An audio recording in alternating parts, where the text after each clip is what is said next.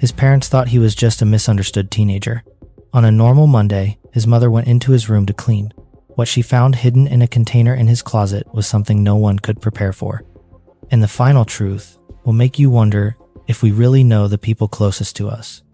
Guys, thank you so much for clicking on this video. I promise to make every second count for you. Before we get into it, if you have a quick moment, drop your city or the current weather in the comments. Honestly, seeing how global this family has become is the highlight of my day. Look, here's the deal. I'm trying to be the best creator I can be for you. If I provide value, please subscribe. But if not, seriously, tell me what I missed. I genuinely want to learn and improve. Sorry for taking your precious time. Let's start. Brian Cohee grew up as the only child of Terry and Brian Cohee Sr. in the city of Grand Junction, Colorado. Now, Grand Junction is not some small, sleepy town. It's actually one of the largest cities in the state. It has built a reputation as a popular tourist destination, surrounded by breathtaking scenic nature. It's the kind of place that's perfect for camping, hiking, and rafting. It's also home to the Grand Mesa, a landmark that locals affectionately call the mini Grand Canyon. Brian's mother, Terry, was an at-home daycare owner. Her business, which she called Terry's Toddlers, had been running right out of her house since Brian was about 6 years old. So you can imagine, she had been doing this for a very long time. Brian Sr., on the other hand, was a carpenter. He was the kind of man who enjoyed jobs where he could work with his hands, get a little dirty, and truly see a project through from start to finish. At some point during Brian's upbringing, his parents made the difficult decision to split up. And while he continued to see Brian Sr. regularly, he remained with his mom, Terry, on a full-time basis. Now, before we get into the next part of the story about how Brian was perceived as he was growing up, I want to make something perfectly clear. I understand that there are often unfair stereotypes about people who are considered weird or socially awkward. Sometimes, these labels are just based on specific interests they might have. Things like playing video games all day or being obsessed with a certain type of music or a celebrity. People can be judgmental and incredibly nasty, which is, of course, completely wrong. Being shy or standoffish or liking activities that others might find niche and less social is perfectly okay. It's absolutely no reason to be mean to someone, to bully them, or to make them an outcast. But when it came to Brian, the things that he was outwardly interested in were, let's just say, different. I can understand why they started to genuinely concern people. For example, throughout his high school years, Brian earned a nickname. People called him Dahmer. Yes, just like Jeffrey Dahmer, the notorious serial killer. And apparently, they gave Brian this nickname because he was completely obsessed with Jeffrey Dahmer. This wasn't the kind of interest that true crime fans might have. It was something more. It was like he believed that Dahmer was actually cool, that he was a fascinating figure to be admired. He never stopped talking about Jeffrey Dahmer, and that's a big part of why Brian was labeled as the weird kid. He became the kind of person who didn't make many friends, who kept to himself, and who would make strange comments every now and then. He was someone who was obsessed with a literal serial killer, one of the most horrific serial killers we have ever encountered. Look, let's be real for a second. If a teenager is being called Jeffrey Dahmer at school, that is not bullying. That is a warning shot. How on earth did nobody check his locker right then and there? His teachers really tried to give him the benefit of the doubt. They saw how the other kids were bullying him almost every single day. And even though Brian's obsession was, yes, a significant red flag, some of his teachers still thought that he was just a little odd, but certainly not worthy of being treated like a complete outcast. But then, each time a teacher or another adult tried to reach out to Brian and offer help, he would just insist that he wasn't even bothered by the bullying. In fact, he actually liked to brag about being unemotional and what he called neutral. To me, it kind of sounds like the word he might have been looking for was numb. I'm not sure if neutral is a new or interesting way to describe your feelings. I would think numb would be more fitting, but what do I know? In addition to all of that, there was also a time when his school internet privileges were taken away. And the reason for this was because he was looking at what the school described as violent subject matter. Now, I don't have the exact details of what he was caught looking at or searching for. I think we could all probably come up with a lot of solid guesses. But the bottom line is, he got his privileges taken away. Yet despite all of this, his parents saw him as simply misunderstood. They truly believed that they had raised him well, teaching him kindness, manners, and all the good fundamentals of parenting. No matter how strange his interests seemed, they were convinced that deep down he was still a good kid. But still, it was clear that he was struggling and probably even a little lonely. So when Brian was just 15 years old, his parents decided they were going to take him to the family doctor, a man named Dr. Craig Gustafson. And in addition to being a family doctor, he was also a therapist. From that point on, Brian began seeing this doctor for several years. Then, in 2018, Brian was diagnosed with depression, and he started being treated for it. I also think it's worth noting that this was not the only time that Brian received a diagnosis. Over the years, he saw several different doctors, and at times, he was getting treatment and receiving counseling from multiple different people simultaneously. Now, around the same time that Dr. Gustafson was diagnosing Brian with depression, Brian was also seeing a counselor named B. Phillips. She didn't have the qualifications to actually diagnose him with anything, but Brian's parents had decided to hire her because they felt like Brian needed help processing his uncle's death. You might hear that and think that Brian must have been incredibly upset, that his grief was affecting his day-to-day life, that he couldn't cope. That's why he needed to seek help for this grief. But actually, Brian's problem was the exact opposite. In fact, he told his parents that he didn't even feel sad at all over his uncle's death. He told his mom that he was tired of even pretending to be upset or pretending to care, and that, understandably, concerned them. So anyway, Brian was now getting regular treatment from Dr. Phillips. And while he was in this treatment, she started noticing some things. Things like how he was just very fascinated with death. This wasn't in the sense that he was scared of it or anxious about dying or losing someone close to him. It was more that he loved the idea of it. During one session, Brian also said something like, "Why is it such a big deal to hurt or steal from other people? It's what we're supposed to do." Which, no, it is absolutely not what you're supposed to do. And if you think it is, it's probably a very good thing that you're in therapy. A good thing? Seriously? If someone tells me to my face that hurting people is what we are supposed to do, I am not booking another session. I am calling the cops. I feel like there are a lot of good answers to that question, right? A lot of good reasons why it's a big deal to hurt or steal from people. I mean, I think we can all agree that you shouldn't hurt people or steal from them because it will make them upset or unhappy, and it's just wrong. That's the bare minimum. But Dr. Phillips got this sense from Brian that he didn't really understand emotions in general. It was like he didn't understand how they were supposed to work or how other people felt about the things that he did. For example, apparently there was a time when Brian purposefully and intentionally bullied a girl at his school. He did this because he wanted to trigger her PTSD. Now, I don't know a lot of details beyond that, except that when the incident came up in counseling, Brian told Dr. Phillips that he knew it was the wrong thing to do on a fundamental level. But he also said that he didn't feel bad about it, and he didn't understand why he should feel bad or even feel sad for her. So by 2019, Dr. Phillips felt that she should not continue treating Brian. She was genuinely concerned, worried that he might hurt himself or somebody else. She didn't believe that she had the right expertise to help him get to a healthier place. He needed some very intense and very hands-on treatment. So Dr. Phillips recommended that he be committed to a special mental health facility, and Brian did check in, but then he only stayed for one day before checking out again. I don't know the full story on why exactly he checked out after only one day. Maybe he decided to leave, or maybe he got kicked out for some other reason. But the point is, he didn't stay there for very long at all. Sometime after that, Brian began seeing another mental health professional. Her name was Katrina Caden, and she was actually a clinical psychologist, which meant that she could diagnose Brian. She thought that he was on the autism spectrum and that he also had ADHD and major depressive disorder. She believed that this specific combination of conditions could really explain why Brian seemed to lack emotions and not understand how they worked. She also thought that Brian was way more likely than other people to take risks and to behave in a dangerous way. Again, it was similar to what Dr. Phillips had said. He was potentially a danger to himself and to other people.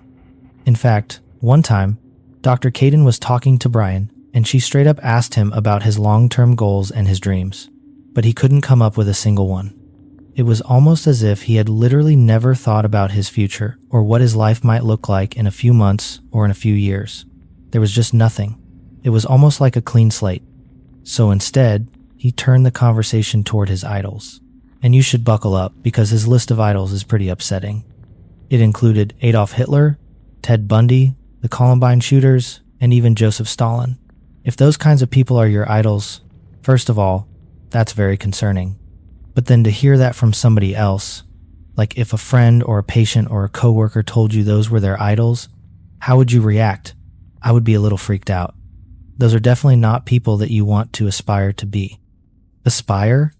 Sorry to be harsh, but if your 19-year-old son lists Hitler or Putin and Ted Bundy as his heroes, you have either failed as a parent or he is simply evil incarnate. So this was pretty much Dr. Caden's breaking point.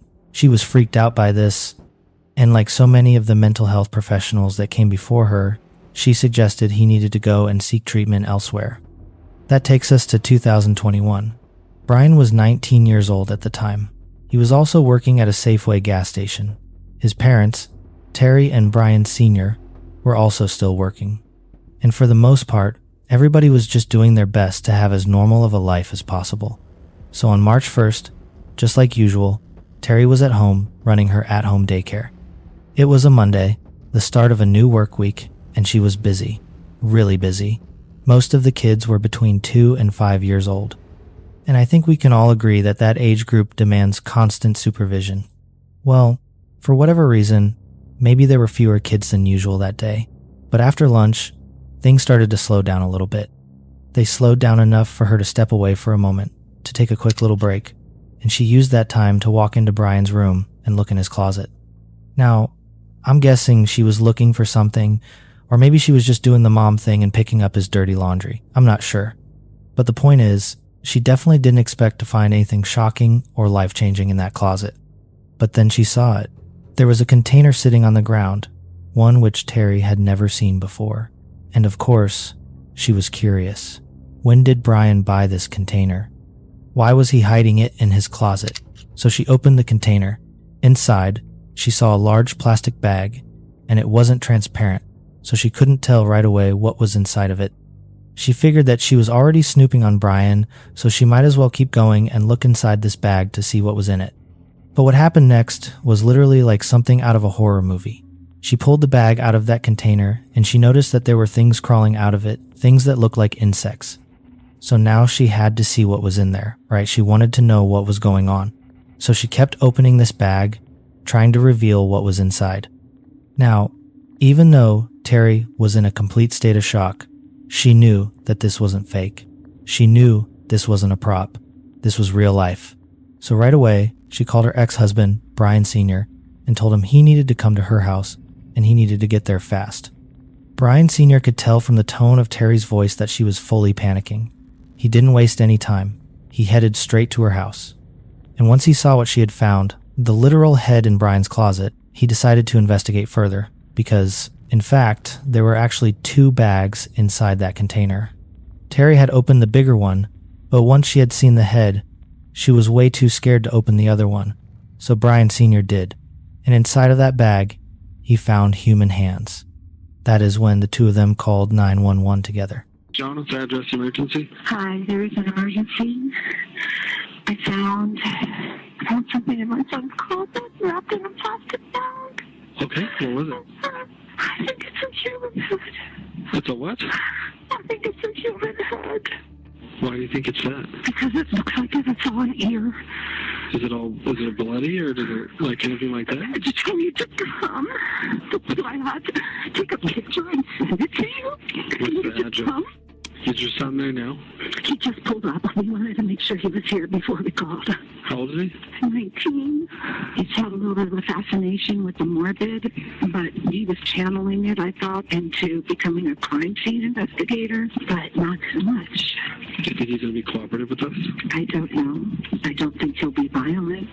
Just came back from his friend's house. Does he have any weapons in his room, or do you guys have any in the house? I don't know. I think that he has a shotgun, but we can remove it immediately before he gets in his room. He's out by the car now, though. Is the bag still in the closet? No, it's in my kitchen sink. And there's a secondary bag that I have not opened. Well, the police rushed over to the scene, but by the time they got there, Brian was somewhere on the property. You probably heard Terry mention that he had just pulled up when she made that call. So, as soon as the investigators arrived, they were able to talk to him pretty much immediately. I don't know if he realized at this point that his mom had found the human remains, or if he had any idea what the police were even doing there, but for whatever reason, he was more than willing to talk. What's going on, man? Great man, gonna cooperate.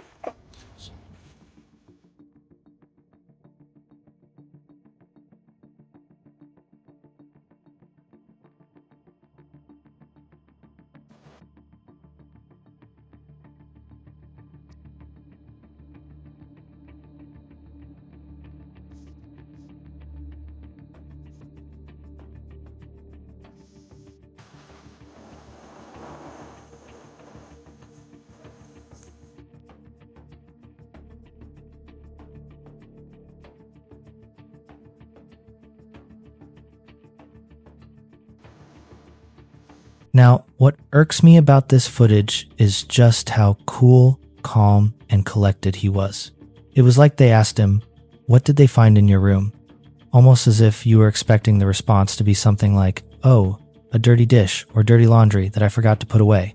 But yeah, and he just very casually says, "A human head and hands."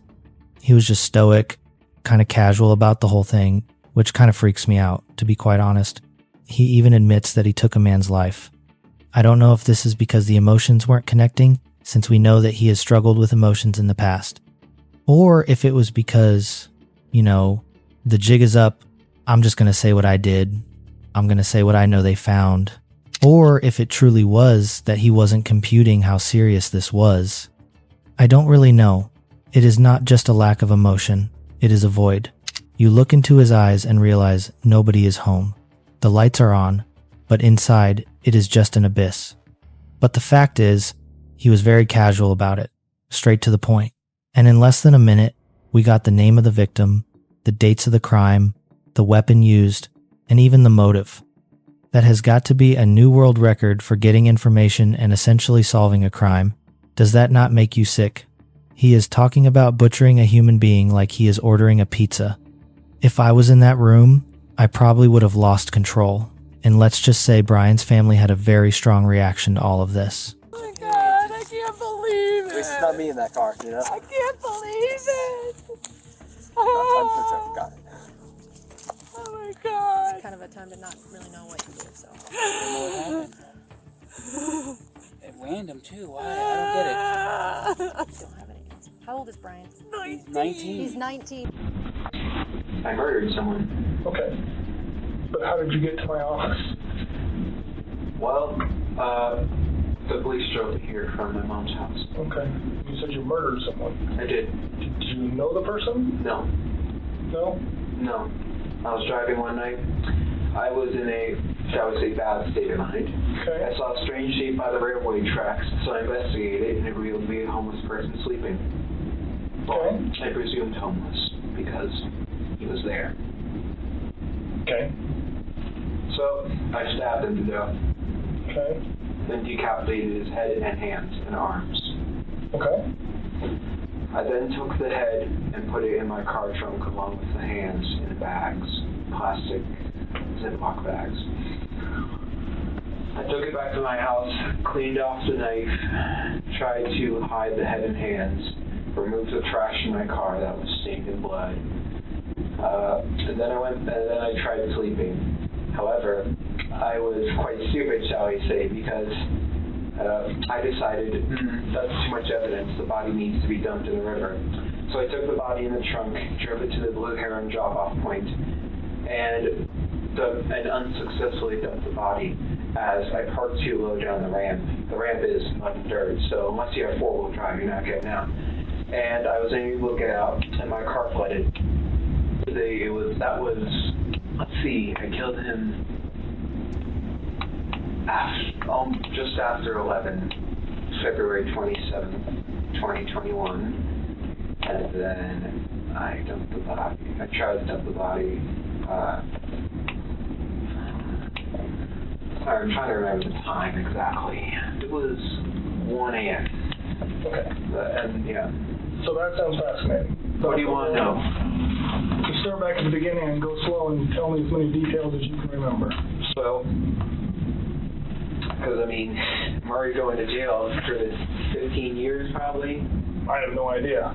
Because we're at the beginning. It's murder. I mean, I'm going to jail for 20 probably, but so I figured, why fight it? Okay. So what's important to me is to learn as much about you and what you did and as I can. Well, as many details as you can give me, the better. I drive a 2007 Ford 500. Okay. And I keep a small 18-inch bat in there for self-defense. Okay. And a large kitchen knife in the glove box, both for self-defense, because I don't really trust anyone or really any part of this town, so that's why I have both. And let's see, yeah, it was the night of February 27th. It was a full moon, and I figured I could see so well, why not drive out? And I am in a bad state of mind at that time. I have major depressive disorder, so I am not thinking, shall say, positively. Okay. And I'm cruising around for an hour and a half. So I fill up on gas halfway through, and I'm eventually driving underneath the bridge near the sheriff's office. You know, like how... Can I? Oh yeah, go ahead. There's a road underneath, right? Out under the overpass. And I was driving along, and I see a shape here on the railway track. So I'm like, oh, interesting. So I go up, and as I'm looking, I see a large thing wrapped in a canvas. Okay. And I'm like, that's a homeless person. So I grab my knife, I put on 3 layers of gloves, because plastic gloves can betray their users because they're so thin, those vinyl gloves, by imprinting your fingerprints through. So I put on 3 on one hand. I took the knife, I pulled back the canvas, and I stabbed his neck. Okay. He was panicking at first. In his old man voice, he was in his 50s. I know why I call him old man. He was saying, "What are you doing? What are you doing? Why? Ah!" And I just kept on stabbing his neck. This is okay if I do a demonstration. Oh yeah. This is him. I was strapped on top of him like this. Okay. And he couldn't fight back. It was actually surprisingly easy. I was barely breaking a sweat. I thought, oh, this guy, he's going to be tough. But no, it was actually surprisingly easy. And during the time I was growling and making animalistic noises. Why were you doing that? I suppose it was a frenzy. Okay. I was so excited, so rushed up on adrenaline every day. It's just, woo-hoo. And I paused, and he said, "Why are you doing this?" And I said, "I've been wanting to do this for a long time, murder someone." And then I continued. The whole ordeal lasted about a minute and a half. Okay. And I stabbed, and when I was finished stabbing him, he took out his last breath, a grunt, and his head was halfway cut off in stabs. All the while, no, actually, after I killed him, I just couldn't stop saying, "Stinky, dirty, dirty, stinky, stinky." I wasn't smelling anything, but... And why were you saying that? I don't know. Okay. And, But you remember doing it, so... Yeah. I suppose it was just me speaking out my mind at that moment. It was a pouring out of the mind. Were you worried about, I mean, this looks like it's pretty close to the road and stuff, somebody seeing you or catching you? It was 11 p.m., so not many were driving by. Well, it was behind the pillar. So, like, here's the road. It was here. So people would only see a brief thing here and here. So were you worried about them seeing you? I was worried about one of them stopping. But what did you think could happen if somebody... Well, if they looked, well, it was quite dark under there, so they wouldn't have seen the guy unless they looked. They would have seen me holding a bloody 12-inch knife, wearing gloves, and wearing a mask to conceal my identity, a face mask. Okay. So you weren't doing it for COVID, you were doing it to hide your face? Partially. Social distancing. Right. Now, this confession was chilling for a multitude of reasons, right? Not only is he still so calm and casual, kind of just being like, why fight it? But then saying how the victim was screaming out, why are you doing this? And he said, it's because I've thought about ending someone's life for a while. It's way easier than I thought it would be. Here's where I left his body. Here's what I did. I mean, I'm not a psychologist, I'm not a doctor, but I feel like it's fair to say this behavior and this confession felt very sociopathic, truly. And then Brian talked about what he had done with the rest of the body. And then I left his body there. And then I took the head, put it in a leftover pizza box from the dinner a few nights ago. And then I took the hands, put them in the back, drove home, hid the hands and head in my room, cleaned the knife, threw away the garbage with the blood on it, and then put the blood stained, wasn't stained, it had splatters on it. I put it in the dish, in the washing machine. What did you put in there? I put the outfit I murdered him in a washing. You were wearing, or? Yeah, I was wearing. Okay. In the washing machine, put it on high speed so it would effectively remove the blood. Wash it twice. And then I tried going to sleep, but I was worried that because there was a hole in my gloves right here, I was worried that they would be able to obtain a partial print. Mm-hmm. So I figured, why not go all the way? I drove back in a different outfit, picked up his body, surprisingly heavy, put it in my trunk, and drove to the Blue Heron drop-off station. Okay.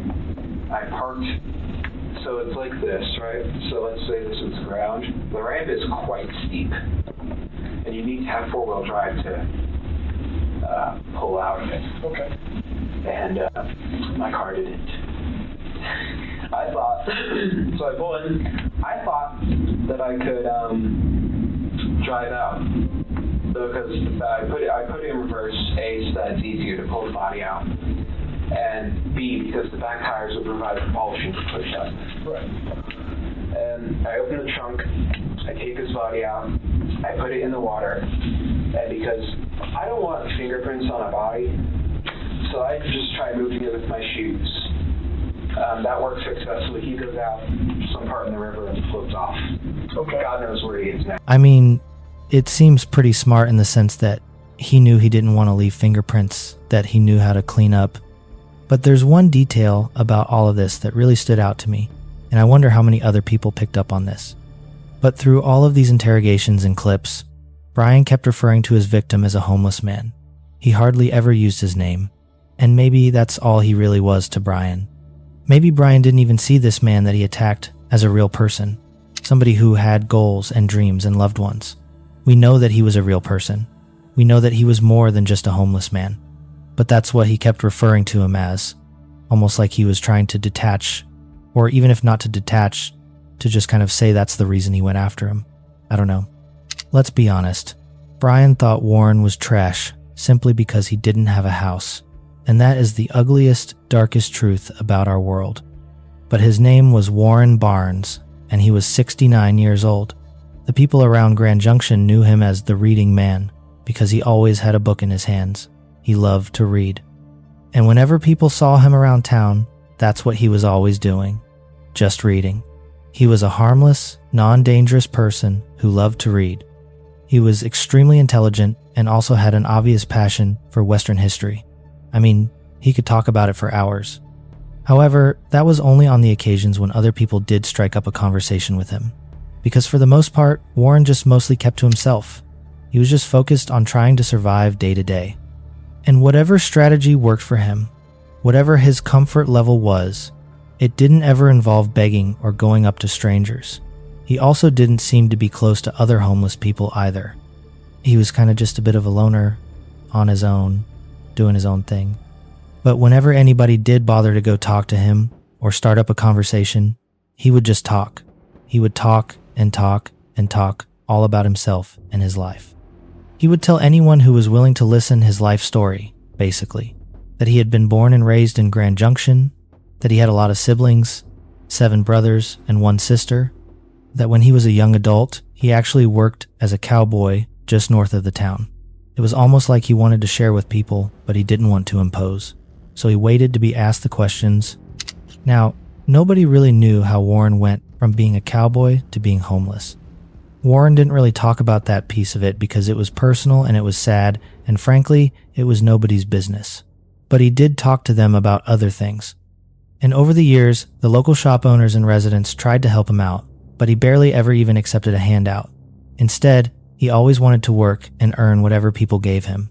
So when a shop owner would try to offer him food or money, he would ask in return what he could do to help around their business. How could he earn this? Sometimes he would even carry in boxes of new shipments.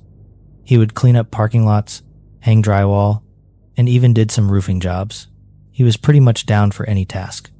And whenever Warren wasn't reading or working, he was out feeding the birds. That's what he did with any spare food that he hadn't eaten himself. I mean, how generous can one person be? When he was already scraping by in what we would consider a tough spot, not knowing when his next meal was going to come, he would still share it. Eventually, he became really close with one of the local shop owners too, a woman named Monique. She owned a bridal store, and she always saw Warren around. She felt especially bad for Warren because the city had gotten rid of some of the public benches. Specifically, they got rid of them because they didn't like that homeless people were sleeping on them.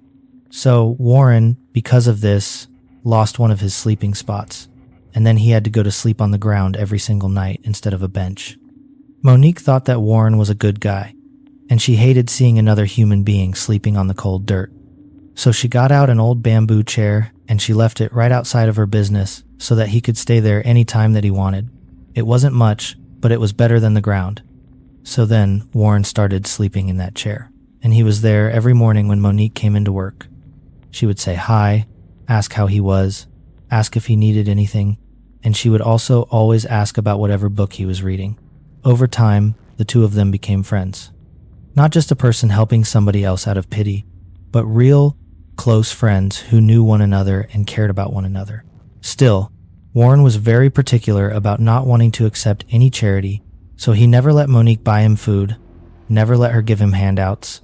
Instead, she did whatever she could and would sneak little treats into his bag whenever he wasn't looking. She just truly cared about him. And in return, Warren taught her things about the world and about herself. At one point, she gave an interview where she said, "He taught me not to be afraid to talk to people.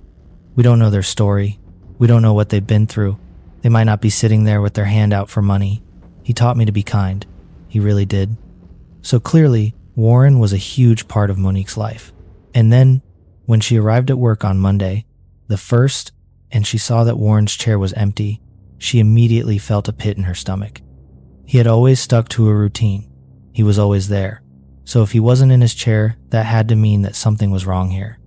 And thankfully, from the moment when Monique noticed that he wasn't at her shop like usual, she became a huge advocate for Warren. She started going door to door to all of the local businesses, asking if anybody had seen him or if anybody knew what had happened to him. However, they all said the same thing. Nobody had heard from him that day. It wasn't until Monique learned that Warren failed to show up for a job that he was supposed to do that morning that she knew that something really wasn't right here. So did the people who hired him that day. They knew how dependable he was. He always showed up on time, he worked hard, and he would even come in when he wasn't expected, just to make sure that they weren't short-staffed, to make sure that there weren't any issues with his past work. So then Monique decided she was going to call the Grand Junction police station and report him as missing. She spent the rest of her morning searching for him. She even posted a picture of him on Facebook, begging the town to come together and help her out. And Monique's post was shared more than 500 times in just a few hours because, again, people knew and loved Warren. The people of Grand Junction felt like he was a part of their family in a way. And they all felt like they had a duty to make sure that he was okay. And it really makes me happy to know how many people truly cared for Warren, especially the way that Monique did. But I know he goes to the library a lot as well because, like I said, he reads books, loves to read. I know he goes to the library a lot as well, because he, like I said, he reads books. Loves to read. So you said, what raised concern with you today to report him missing? Because the place People Ready called to see if I had seen him because he didn't show up for work, and he's never once not shown up for work in the 4 years he's been working for them. So I said no, and that I hadn't seen him since Saturday. I don't know, I just have a really bad feeling. Because it's unlike him. And that's the weird thing, is I said, I'll see you tomorrow. He said, I'll be here, I'll see you tomorrow. And then I didn't even think about it when he wasn't there, really. Does he ever have anybody sit and read with him or No. next to him? Mm-mm. Has he mentioned talking to anybody? No, he doesn't associate with a lot of the transits because he's not like them. He's very intelligent. I don't know why he's homeless. I never really got into why he chose, I'm sure you asked him. Did he ever talk about his family or where he came from? So he has, I believe, at least one child, but they don't talk. Okay. And he said that they talk maybe once every 3 or 4 years on a holiday, but that he hasn't spoken to So he him, probably didn't go for a visit. No. Monique became even more worried when rumors began to spread that some stranger had found Warren's wallet at a boat ramp near the Colorado River. This was concerning for a few reasons. The first was that he wouldn't just leave his wallet behind. That's where he kept what little hard-earned money he had. It was literally his lifeline. But it was even more worrying because Warren didn't really spend a lot of time out by the river. There was no reason for him to even be around there. And as we know, that same day, Terry called the police after finding Warren's remains in Brian's closet. So really, even though Brian had taken Warren's life a few days earlier on the 27th, he technically was found the same day that he was reported as missing. Now, Brian openly admitted that he had always planned to either target a homeless person or a sex worker, and his reasoning was that he thought that those sorts of people would be less likely to be missed. What, were you worried about, leaving evidence behind or being caught? Totally. Tell me about that and what you did then. Well, I was figuring the police don't, this is not to be taken offense, but police, they don't seem to care as much about high-risk individuals, homeless people, prostitutes, etc. So I was deliberately looking for someone who lived that type of life. Okay. And I found a homeless person, and the original goal was just leave him there. Now, when Brian was taken into the police department, his parents also came in.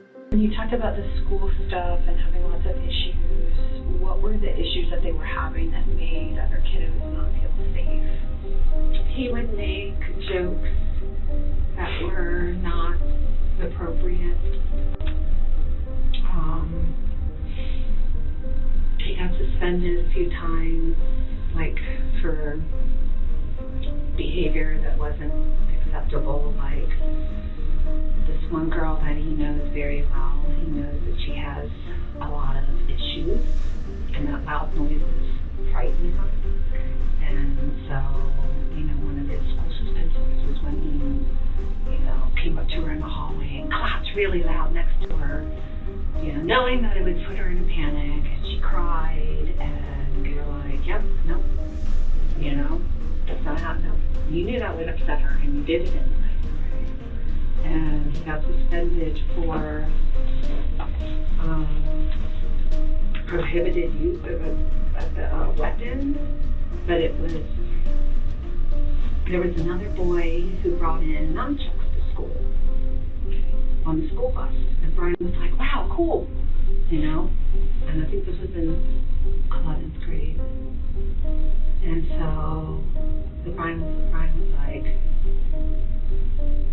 I think Brian had given out some candy to some kids on the bus, and so Brian was like, can I check those out? He's like, I'll bring you in so you could give me some candy. So Brian gave the kid candy, and the next day the kid comes on the bus with 2 sets of nunchucks. One are glass, and the other one, I guess they're rubber. I don't know. I never actually saw them. Okay. But so he's like, I know I can't take the glass ones because I'd be in trouble for that. So he took the rubber ones and he put them in his backpack. And his backpack was, I don't know if it was in his backpack or in his jacket. There was some differentiating stories.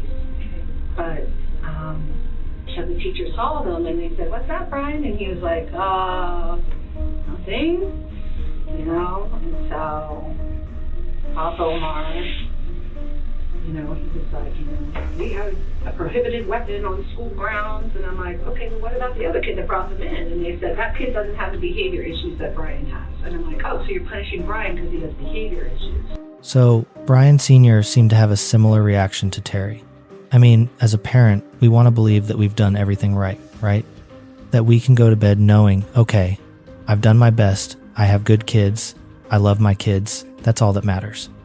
So I can sympathize with them on some level and how they were unable to believe that Brian was capable of this. He's obviously sick. He's obviously very sick. You've noticed weird things about him. Some days he gets cold. Just he looks at me and he has this cold look on his face. And I can just tell that, I don't know if it's from his friends that he's hanging out with or what, but... Tell me about some of the, I know he had some issues in school, but tell me about Brian from his childhood very growing up.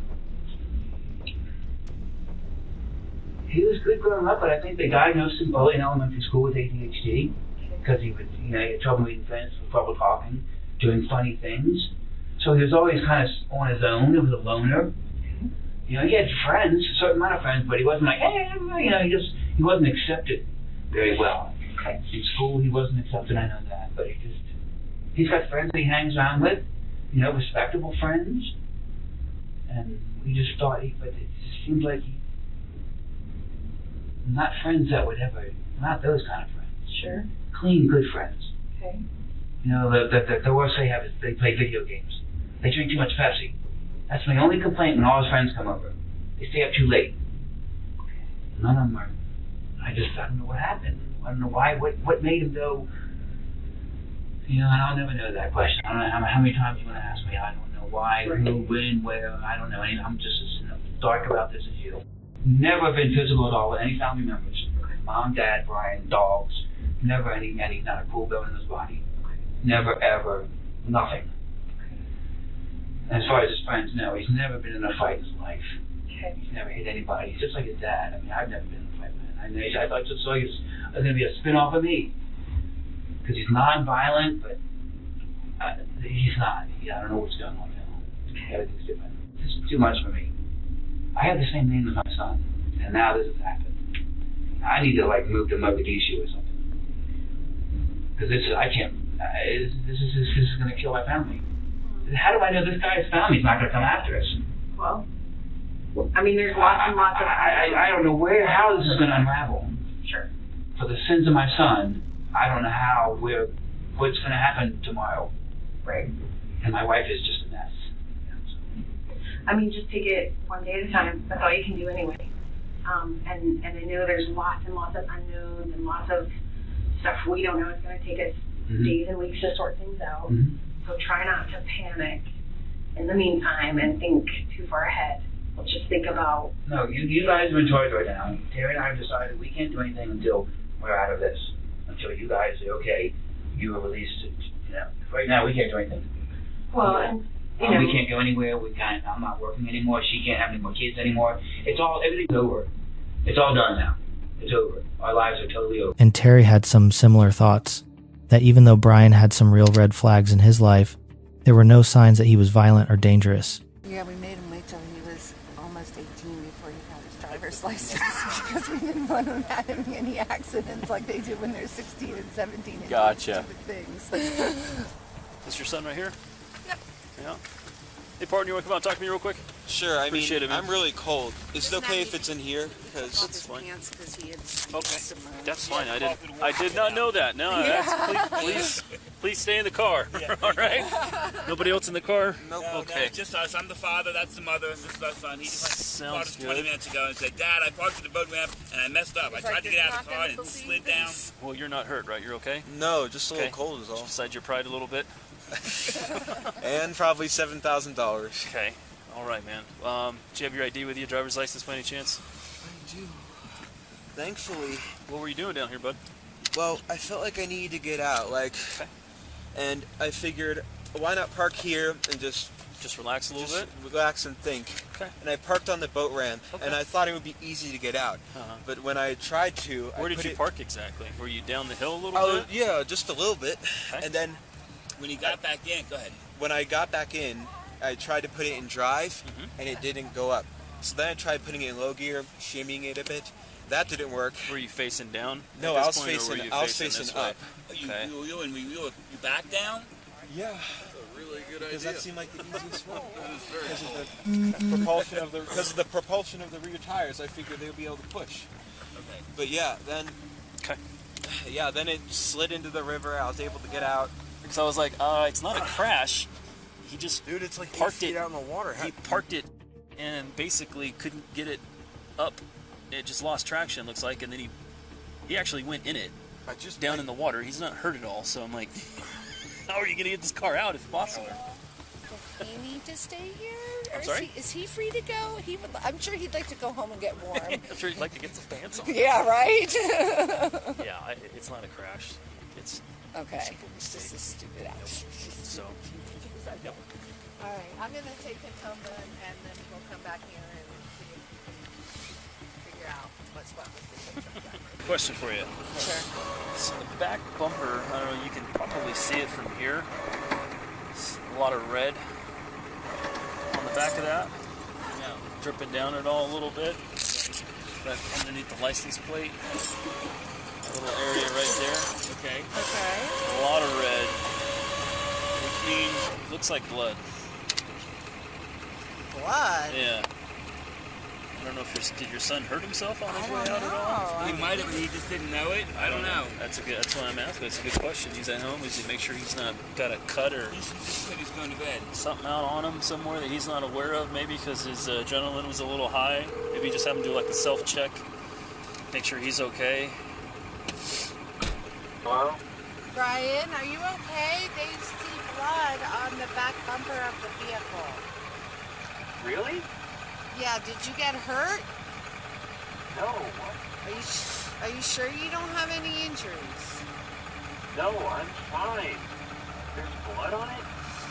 We're not sure. We're not sure. It's a red, something red underneath the license plate. Similar blood stain. Oh, no. All right. But you're not injured. You don't have any cuts? No, I don't know what would cause blood or whatever it is on the bumper. But you're not injured? No, I'm not injured. Okay. All right. I'll call you back. Ooh, it's cold. Is it good? Is my car good? No, Brian, they're trying to get it out. They got to rehook it and try it again. They're having trouble getting your car out, buddy. All right. We'll call you back. Call you back in a little bit. If I can send a message on. Bye. I gotta move my car. I gotta move my car for the driver. Now, you heard what Terry said. Brian never did anything bad to animals. In fact, he was extremely affectionate toward their family dog. He really loved animals. At least, that's what she had always thought. But during that same day, during Brian's interrogation, he admitted that he had, in fact, dabbled in this kind of violence before, specifically with animals. And we always know that that is a precursor for what is to come. In 2018, he harmed a cat, and his methods were pretty similar to what he did in Warren's case. He separated the cat's head from its body and then left the head in his closet for 3 days before getting rid of it. The only difference was that this time, nobody in his family ever found the evidence. And that's not the only time when Terry and Brian Sr. thought they knew something about Brian only to be proven wrong. Because they both told the detectives that Brian had been on a number of medications for his ADHD and other conditions, and that he had been taking these meds for years. At this point, they were both convinced that he had been following the doctor's orders, that he had been taking them exactly how they were prescribed. Except, during his interrogation, Brian told the police that he was off his meds. He hadn't taken them in a while. Now, of course, that's not to say that having untreated ADHD makes you a killer. Obviously, that's not the case. But what I'm saying here is that there were a lot of things that Terry and Brian Sr. thought that they knew about their son, and they, unfortunately, were completely wrong about them. And as wild as all of this is, that's not even the half of it. let's talk about the lead up to Terry finding those remains in the closet, because that was absolutely insane. A few hours after the incident, Brian almost got caught. It was technically early morning on February 28th, a little after midnight, when he called both his mom and dad and essentially woke them up. He said that he had accidentally driven his car into the river. Then he got stuck, and he needed them to come and help him get it out. Now, they figured it was just a minor accident, no big deal, so they called the police to go and help Brian. But get this car started for Brian. He's gotta work. So right away, I popped the hood, unhooked the battery, because it was dead, tried to charge the battery. I started going through the car, vacuuming out all the water. Did as much as I could Saturday. Went back out there this morning, just to continue. And I opened the glove box, and there was a knife in the glove box, underwater. Okay. The glove box was full of water. Very large knife. Okay. And then, as I go under the passenger door, I open the passenger door, and there's a wallet in between this door and the gun or whatever. Okay. And I open up, that's not Brian's wallet. It's frozen solid. That's not Brian's wallet. I take him aside, and I ended up getting one of the wads of cards out. It's a labor ready. I read that, so I called labor ready, and then another one. There was a social security card. Okay. I was like, hey, this is a weird call, but I've got a wallet here with so-and-so's name, and I'm hoping he works for you all, or you subbed him out or whatever. Oh yeah, my one, we've been missing him. Yes, he didn't show up today. I'm like, oh my God, I never been a missing person. Okay, well, I found his wallet at Blue Hen Program. So here's my name, here's all my information. If you get a hold of him, tell him I've got his wallet here at my house. Okay, so I left that like that. Called Brian. Brian, what's going on? Why is there a wallet in the car? Oh, I found it down at the book ramp when I was down there walking around. Okay. And he was so sincere. I took it all. I want to believe him. He's my son. Sure. Found him. Brian, how come, and all this going on in the last 2 days, well, how come you didn't tell us about the wallet? Dad, I was just so excited with all the going on. My car getting towed. Look at this wet now. It won't start. I didn't think about it. I didn't think it was important, Dad. I'm like, Brian, who is this one whatever guy? Mm-hmm. Dad, I swear to you, for 5 months, I only know one more, and he's my school friend. It's not him. I believe him. Well, when the detectives went to check the trunk, they couldn't get inside of it. Now, keep in mind, this was a car from 2007. It was one that you had to manually lock and unlock. And Brian had the keys with him, and Brian was now back at home. Remember? I don't know why they didn't look more into it, other than maybe they didn't have the keys. Maybe they just figured it was probably nothing anyway, so they moved along. Or maybe it was something that should have been looked into more, but it just wasn't. It was kind of like a lack of care type of thing. Lack of care? Are you kidding me? A car in a river? A weird kid? And they don't even pop the trunk? That is not a mistake. That is criminally stupid. So, either way, they got his car out of the water and back to Brian Sr.'s house. Then the next day, Brian Sr. decided to help Brian clean the car. Now, obviously, I don't think he realized that it was a literal crime scene and that he was about to help his son cover up a terrible act. He probably figured it was just dirty from being in the river. I mean, it had been in the water for about 4 hours, so it was absolutely filthy. Yeah. Because there's an arm. Hey.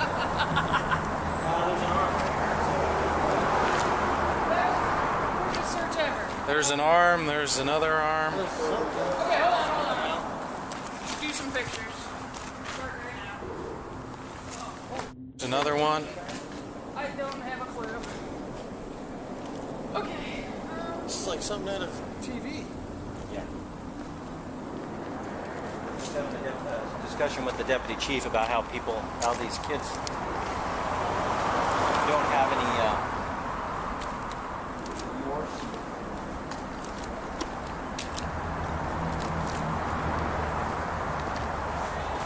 Right, here's a leg.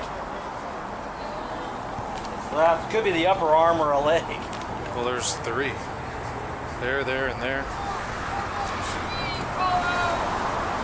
Pieces down there, I mean. A patrol guy to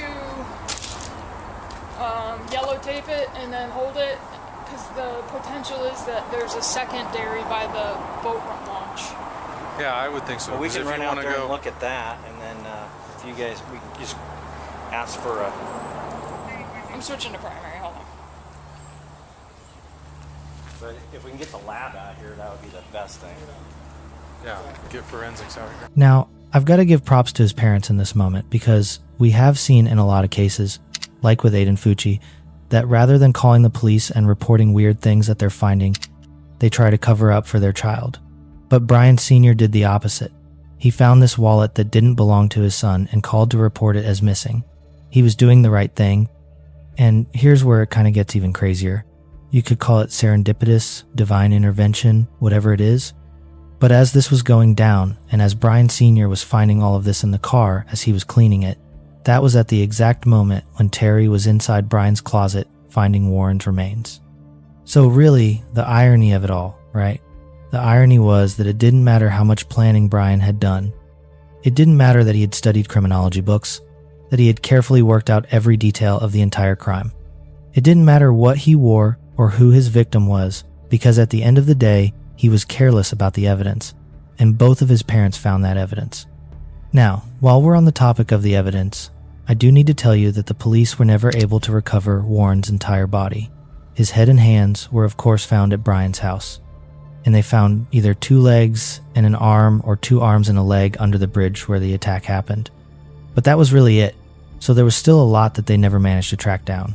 You would have been able to get rid of the head, and your folks did not find it. Well, it depends. Okay. Would you guys have been able to solve it if the body was found in the river, the head and hands were missing, and there were no fingerprints or DNA? Well, we'd like to think so, but who knows? Right, who knows? We'd love to think so, but So let's say we didn't solve it. What happens next? Then what would you have thought of to do next? Well, I thought I would have been very careful because I would have been worried at any moment this could become a cold case and then it could be solved later on down the line. So I probably would have done it again because that was just to see what it felt like. And if I had gotten away with it, I would have just kept the secret to a grave. I have to say personally that their reaction in all of this as they're making the discovery of these human remains feels a little tasteless in my opinion, a little callous. It's almost like they're kind of laughing, giggling, feeling a little insensitive, not really caring about it with what I feel like the seriousness should have been. But, you know, that's just my opinion from an outsider. I don't know how I'd react in that moment. But it's hard for me to not imagine the what-ifs in a case like this. Like, what if his mom Terry hadn't found that container in the closet? What if Brian Sr. hadn't noticed all of the things inside his car as he was cleaning it out? Could Brian have gotten away with it?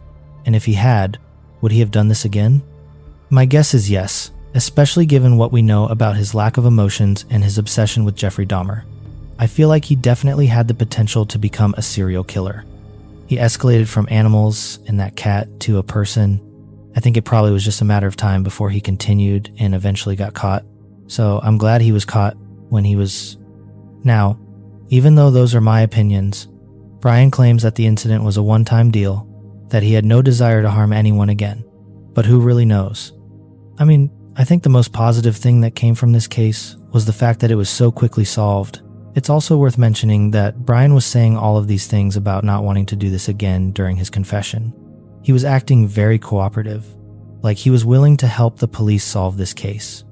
But of course, when it went to actual trial on January 17th, 2023, Brian pleaded not guilty due to insanity. So, a lot of the trial involved testimony from all of the different doctors and therapists that Brian had been seeing along the way throughout the years. These were people who were really in a good position to talk about his mental state. And during the testimony from Dr. Craig Gustafson, a really interesting detail came out. A few days before Brian committed the act, he came in to see the doctor for an abscess that was under his arm. Now, you'll remember that that doctor was the family doctor. He was both the general doctor and a therapist, so he could help with little medical issues like that. And according to the doctor, when Brian came in, he was definitely in a normal, fine state of mind. Then there's also the fact that his confessions at the police station were extremely thorough. It was clear that he was thinking clearly and also that this terrible act had been planned for a while. He definitely didn't just snap out of the blue one day. And not only that, but keep in mind the fact that he had no issues answering any of the questions from the police. He never showed the slightest sign of distress. I mean, You guys saw the videos. He was laughing, and he was smiling pretty much the entire time. A forensic psychologist also testified that Brian didn't show a single sign of psychosis at any point before, during, or after the incident. So, in the end, on February 3rd, 2023, he was found guilty of first-degree murder, tampering with evidence, and tampering with a deceased human body. And Brian didn't seem to mind.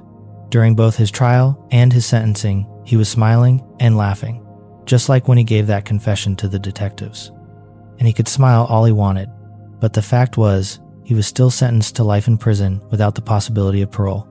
Finally. And you know what? If he wants to smile, he can smile at 4 concrete walls for the next 60 years. Good riddance. So thankfully, Warren got justice. But even more importantly, the community refused to forget him. His chair that had once sat in front of Monique's shop was burned in a private ceremony with just a few people who were closest to him. A local artist, who had been homeless at one point in his life as well, decided to create something to honor Warren to help people always remember him.